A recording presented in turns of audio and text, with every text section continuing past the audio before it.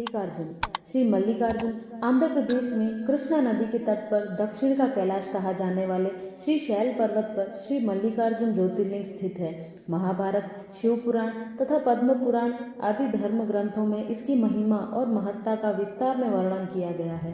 पुराणों में इस ज्योतिर्लिंग की कथा कुछ इस प्रकार है। एक समय की बात है, भगवान शंकर जी के दोनों पुत्र श्री गणेश और श्री कार्तिकेय स्वामी विवाह के लिए परस्पर झगड़ने लगे। प्रत्येक का आग्रह था कि पहले मेरा विवाह किया जाए। उन्हें लड़ते झगड़ते देखकर भगवान शंकर और मां पार्वती ने कहा, तुम लोगों में से जो पहले पूरी पृथ्वी का चक्कर लगाकर यहाँ वापस लौटेगा उसी का विवाह पहले किया जाएगा। माता पिता की यह बात सुनकर श्री कार्तिकेय स्वामी तो अपने वाहन मोर पर विराजित हो तुरंत पृथ्वी के चक्कर लगाने के लिए दौड़ पड़े।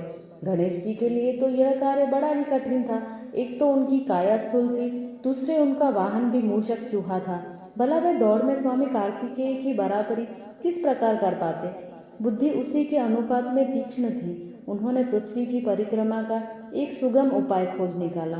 सामने बैठे माता पिता का पूजन करने के पश्चात उनकी 7 बार परिक्रमा करके उन्होंने पृथ्वी के चक्कर न लगाकर माता पिता के चक्कर लगाकर उनका यह कार्य शास्त्र अनुमोदित था। पूरी पृथ्वी का चक्कर लगाकर स्वामी कार्तिकेय जब तक लौटे तक श्री गणेश जी रिद्धि और सिद्धि नामक की 2 कन्याओं के साथ विवाह कर चुके थे। यह सब देखकर स्वामी कार्तिकेय अत्यंत रुष्ट होकर क्रांच पर्वत पर चले गए। माता पार्वती वहां उन्हें मनाने पहुंची।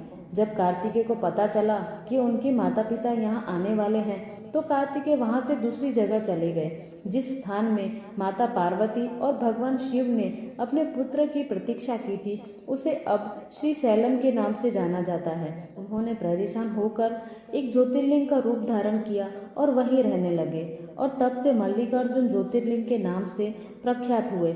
मल्लिका का अर्थ है पार्वती और अर्जुना का अर्थ है शिव। इस मल्लिकार्जुन शिवलिंग का दर्शन, पूजन एवं अर्चना करने वाले भक्तों की सभी सात्विक मनोकामनाएं पूर्ण हो जाती।